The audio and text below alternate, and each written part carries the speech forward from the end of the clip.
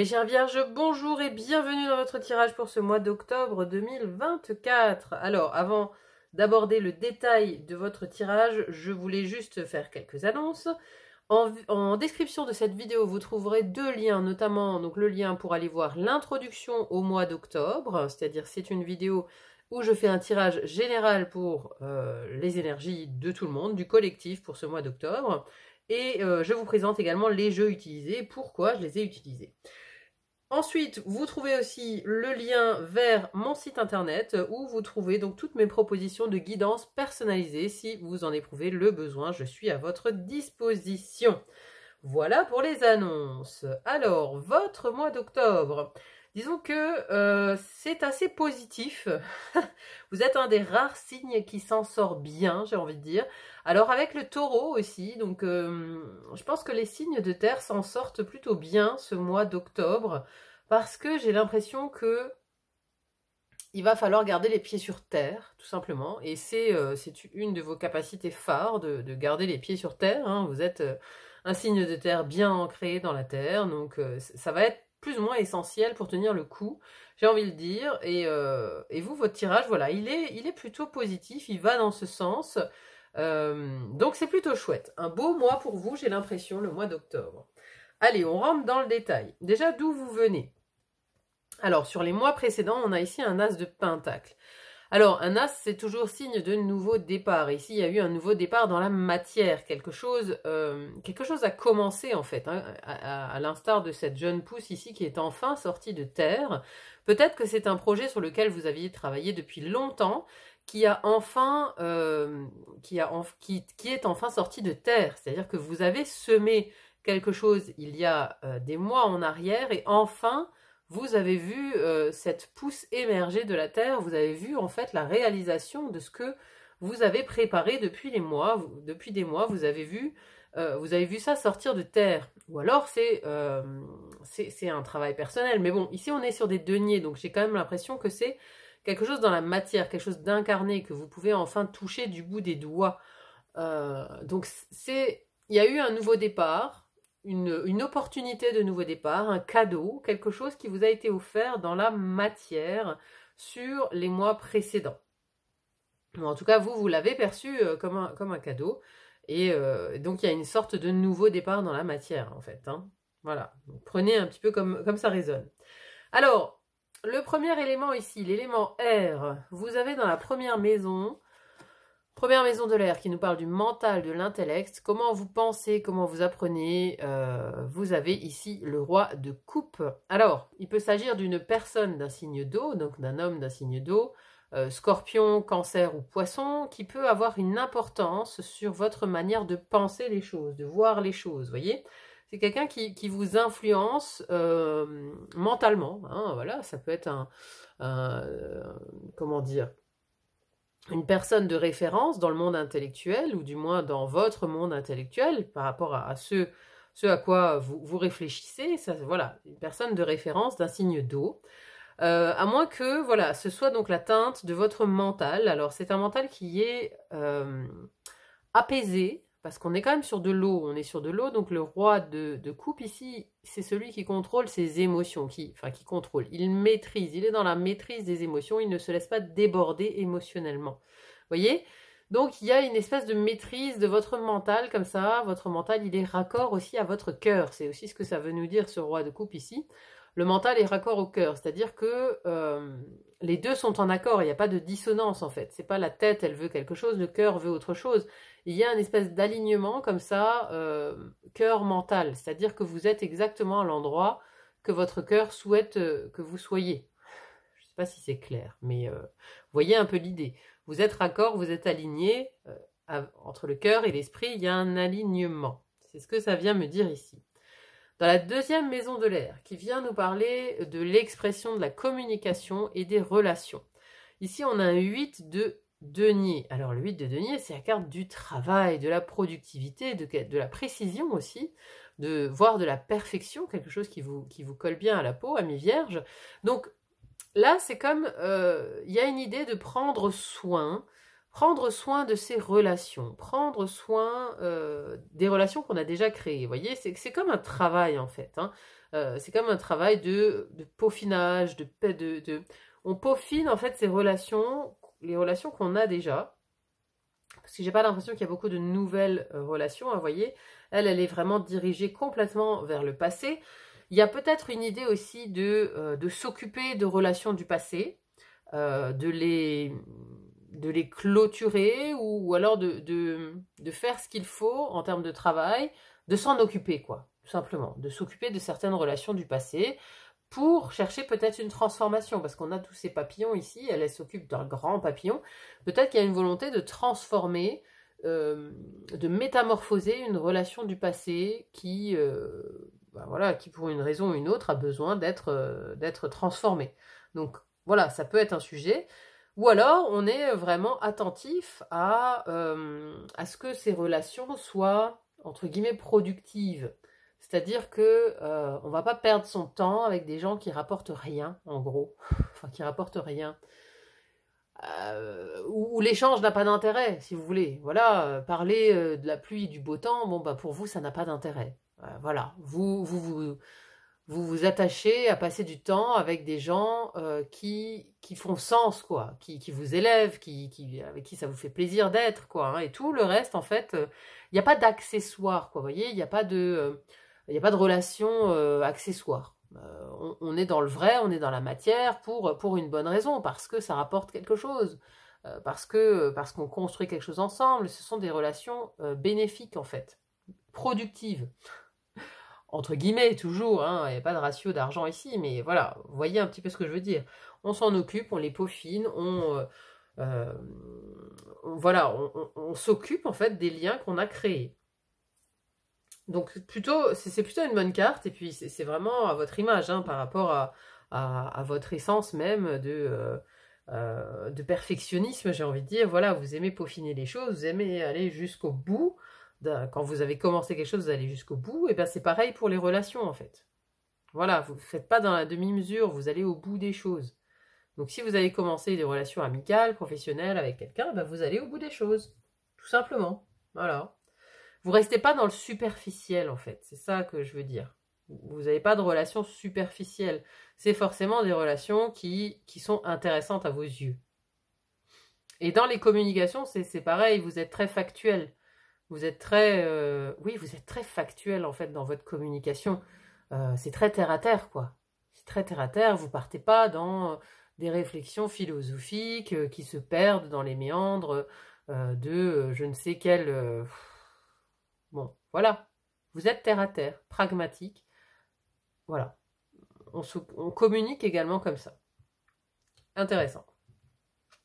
Nous avons ensuite la maison de l'eau ici. Alors, première maison de l'eau qui nous parle de votre vie intérieure, votre spiritualité, votre philosophie de vie. Et là, c'est intéressant parce qu'on a le fou. Donc, il y a comme une volonté d'un nouveau départ, d'aller à l'aventure, en fait, dans sa quête intérieure. Peut-être que c'est un terrain que vous n'avez absolument pas exploré jusqu'à présent. Peut-être que voilà, la spiritualité, c'est quelque chose qui vous était totalement étranger, ou alors vous l'avez survolé, excusez-moi, ou alors vous étiez attaché à des croyances qui vous venaient de votre famille, et vous n'avez jamais poussé plus loin à voir un petit peu ce qu'il y a sous la surface, quoi, vous voyez. Et là, c'est intéressant cette image, parce que sous la surface, ici, il y a carrément un croco. Donc ce fou, en fait, il se lance dans l'aventure d'aller découvrir ce qu'il y a sous la terre, habituellement, il est représenté sur une falaise, donc il s'apprête à sauter dans le vide pour aller découvrir ce qu'est le vide, justement.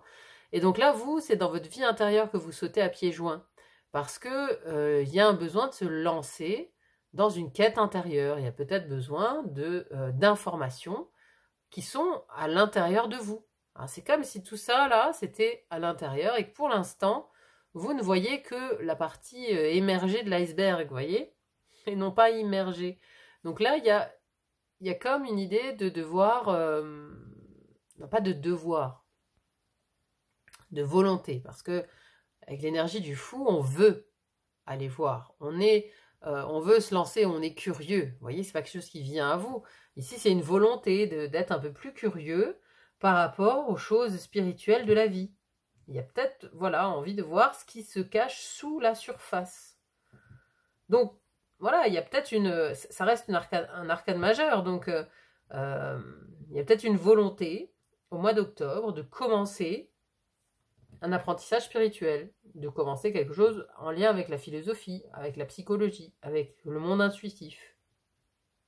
Vous voyez comment ça résonne.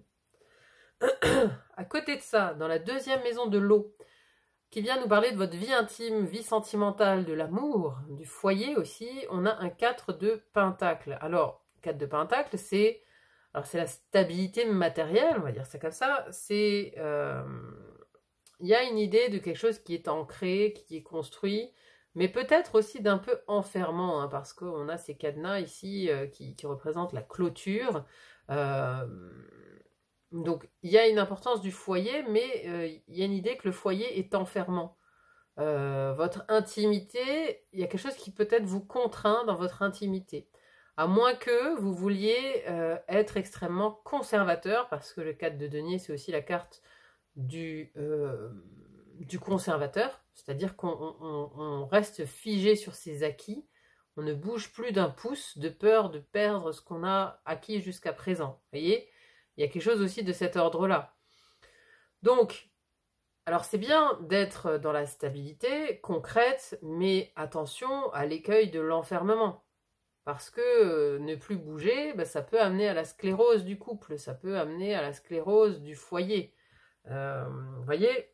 Donc, il y a peut-être ici un côté rigide, un côté enfermant. Peut-être que c'est vous qui voulez enfermer votre partenaire justement dans la conception du foyer que vous avez. Ah, parce qu'on a vraiment cette maison qui est entourée par cette femme. C'est-à-dire, c'est à moi, c'est comme ça que ça doit être. Et j'ai pas envie de changer, je reste campée sur mes positions, je veux rien lâcher, quoi. Il y a un côté rigide. Il y a un côté extrêmement rigide dans votre manière d'aborder le foyer, la vie intime, la vie sentimentale. Donc attention ici à ne pas tomber justement dans l'extrême de la psychorigidité et de vouloir imposer quelque part votre manière de vivre et votre point de vue à votre foyer, donc à votre partenaire et à vos enfants, à tous ceux qui composent votre intimité, quoi. Voilà. Il y a quelque chose de cet ordre-là. Ensuite, dans l'élément feu ici. Alors, l'élément feu, première maison du feu, qui nous parle de votre énergie, votre vitalité. On a ici une reine d'épée. Intéressant, puisque cette reine d'épée, ici, elle a une longue vue. Donc, ici, vous êtes quand même concentré sur le futur. Il y a un objectif que vous poursuivez. Vous avez sorti la longue vue pour y voir clair. Il y a une recherche de clarté d'esprit pour ce mois d'octobre. En tout cas, on vous voit extrêmement concentré sur votre objectif. Voilà, vous avez quelque chose en tête, un objectif que vous poursuivez, peu importe ce que c'est, un objectif d'acheter une maison, un objectif de faire une tâche au travail, peu importe.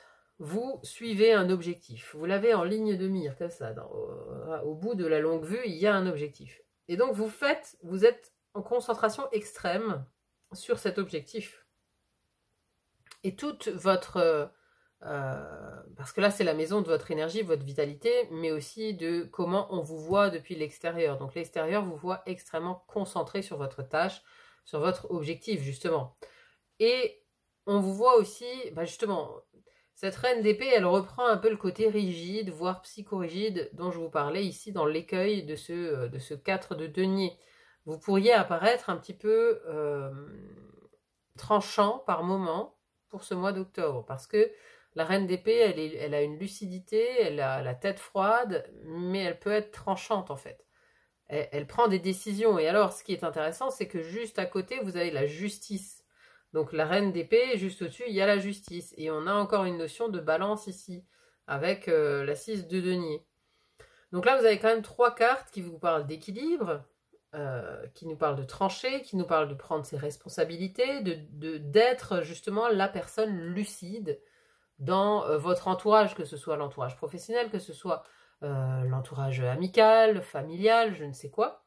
Vous êtes cette personne lucide, c'est-à-dire qu'à un moment donné, on vient vous voir parce qu'on a besoin de votre avis sur la marche à suivre. Parce que vous êtes, justement, vous êtes hyper terre à terre et ancré dans la matière. Et du coup, C'est ce qu'on apprécie chez vous parce que vous avez une capacité à être pragmatique et à être efficace et à prendre des décisions en fait, à prendre un chemin, peu importe le truc, mais voilà, vous gardez la tête froide et vous allez dans cette direction, vous voyez l'objectif même au-delà du brouillard.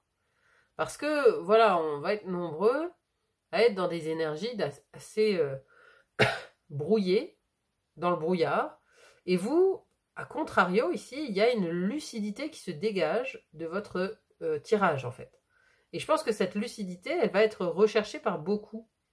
Et donc, on va venir vers vous pour cette énergie que vous dégagez, cette énergie de tête froide, de lucidité, d'efficacité, en fait. On va venir vers vous par rapport à ça, par rapport à cette capacité que vous avez. Intéressant. À côté, donc, cette justice, elle est dans la maison de quoi? Elle est dans la maison des actions, des désirs et des projets. Donc, vous avez le désir d'être juste. Vous avez le désir de rééquilibrer quelque chose, d'atteindre un équilibre, de trancher, de prendre une décision pour atteindre l'équilibre. C'est pour que ces deux plateaux ils soient vraiment au même niveau. Donc, dans la justice, il y a une prise de responsabilité, une prise de décision. On tranche quelque chose, on prend une décision en fait. Et on va dans une certaine direction. Donc là, vous prenez une décision par rapport à un projet. Vous actez aussi des décisions, vous tranchez plusieurs choses en fait, par rapport à des créations, à peut-être des projets d'avenir, mais aussi par rapport à vos désirs. C'est-à-dire que si jusqu'à présent vous aviez des désirs contradictoires, vous en aviez plusieurs, vous ne saviez pas quoi choisir, le mois d'octobre, c'est le mois où vous choisissez. C'est le mois où vous actez les choses. Ok, maintenant, c'est ça que je fais. C'est cette voie que je suis, c'est comme ça que je fais, c'est dans cette direction que je vais. Vous voyez, il y a du pragmatisme, prise de décision, lucidité. C'est vraiment les deux mots qui reviennent le plus là dans votre thématique. Hein. Pragmatisme, lucidité et décision, quoi. Ensuite, pour finir l'élémentaire, votre élément, donc dans la première maison de la Terre, qui nous parle des finances, des possessions, mais aussi de votre corps physique, de votre santé. Alors, dans les finances, on a quand même ici la 6 de denier. Alors, la 6 de denier, c'est une carte, encore une fois, où on parle d'équilibre. On parle de générosité, on parle du donner-recevoir. Pour moi, c'est le donner-recevoir, cette carte. Vous voyez, il y en a un qui reçoit au goutte à goutte et un qui attend, donc qui attend que l'autre lui donne. Donc, il y a peut-être des rentrées d'argent au goutte à goutte. Donc, ça veut dire que voilà, ça vient, mais vraiment très lentement. Il peut y avoir une volonté de rééquilibrer ses comptes, d'arriver à un équilibre, en fait, ou de rétablir un équilibre parce qu'il y a un déficit d'un côté ou d'autre. Il y a un déficit, donc il faut rééquilibrer. Si vous avez beaucoup trop d'argent, vous allez prendre la décision d'en dépenser un petit peu, pour l'investir, vous voyez. Si vous n'en avez pas assez, vous allez prendre des décisions pour rééquilibrer les choses et gagner plus d'argent. Il y a un côté comme ça où on veut absolument rééquilibrer. Ça peut être pareil au niveau du corps, c'est-à-dire qu'on veut rééquilibrer son corps, il y a des carences, il y a des manques de vitamines, des manques de ci, des manques de ça, donc on peut être dans une phase où on cherche à rééquilibrer justement les apports nutritionnels de son corps, etc., etc. Il y a vraiment un rééquilibrage chez vous. Hein. Ensuite, le monde du travail, deuxième maison de la Terre, travail, vie quotidienne. Donc, ici, on a une très très belle carte qui est celle du 10 de coupe. La 10 de coupe, c'est la carte du bonheur. Donc, c'est non seulement le bonheur, mais c'est aussi vous êtes au bon endroit en fait. C'est ça que ça veut dire. Vous êtes au bon endroit, vous êtes aligné avec ce que votre cœur souhaite. Hein, on a cet alignement tête-cœur ici qu'on avait avec ce roi de coupe. Et là, on voit que voilà, vous êtes au diapason par rapport à votre vie professionnelle.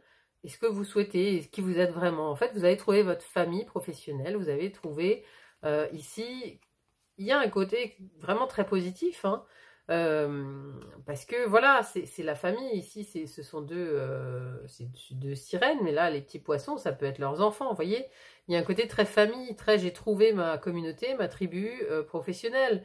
Je suis au bon endroit, je suis utile, je suis au bon endroit.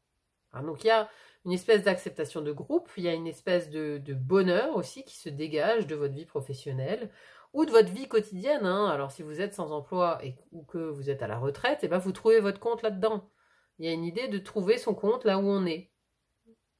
Voilà, que ce soit au travail ou que ce soit dans votre vie quotidienne. Voilà, vous êtes totalement raccord avec vous-même. C'est beau, hein? Vraiment très beau comme moi, hein? Comme énergie qui se dégage de votre tirage, c'est vraiment très chouette. On a ensuite, pour finir le mois, encore une carte très positive, c'est celle de la 6 de bâton, qui nous parle de victoire. Alors, ici, elle chevauche un colibri. Donc, le colibri, c'est quand même l'oiseau de la joie. Donc, il y a beaucoup de joie, en fait. À la fin du mois d'octobre, vous êtes en joie, vous chevauchez votre colibri comme ça vers quelque chose d'extrêmement positif, ou en tout cas, vous êtes content de votre situation. Vous avez gagné quelque chose. Vous êtes victorieux par rapport à une bataille. Peut-être que, voilà, le fait que ce projet, il est enfin sorti de terre, ben voilà, ça vous met dans des bonnes énergies. Maintenant, vous rééquilibrez votre vie parce que peut-être que vous avez attendu longtemps quelque chose. Maintenant, c'est là. Vous le vivez bien. Et là, c'est comme si, à la fin du mois, on décide d'en profiter enfin de cette vie qu'on a mis tant de temps à ce bonheur, en fait, qu'on a cherché longtemps. Maintenant, on y est arrivé quelque part. Donc, c'est extrêmement positif. Hein. Allez, on va voir maintenant un message de l'oracle pour conclure votre tirage. Le loup, la famille. La famille. C'est beau, là. Parce qu'après, ça peut parler aussi bien du quotidien que de votre vie professionnelle. Hein. Donc, vous pouvez très bien être lié. Vous avez trouvé votre meute, quoi. Que ce soit votre famille, la famille que vous avez créée, ou la famille professionnelle dans laquelle vous êtes. Hein. Vous avez trouvé votre meute. C'est intéressant, hein, cette carte, pour conclure votre tirage. Allez, je vous la lis. Vous faites la sieste sur le sol tendre et mousseux de la forêt quand un museau humide vous frôle. Vous ouvrez les yeux et votre regard plonge dans celui d'un grand loup. En vous redressant, vous remarquez qu'une meute tout entière vous encercle. Vous vous sentez en sécurité et intégré, comme si vous faisiez partie du clan. Votre famille vous soutient. Pour certains, la famille est celle des liens du sang. D'autres considèrent leurs amis, les personnes auxquelles ils sont unis par l'esprit, comme leurs véritables parents.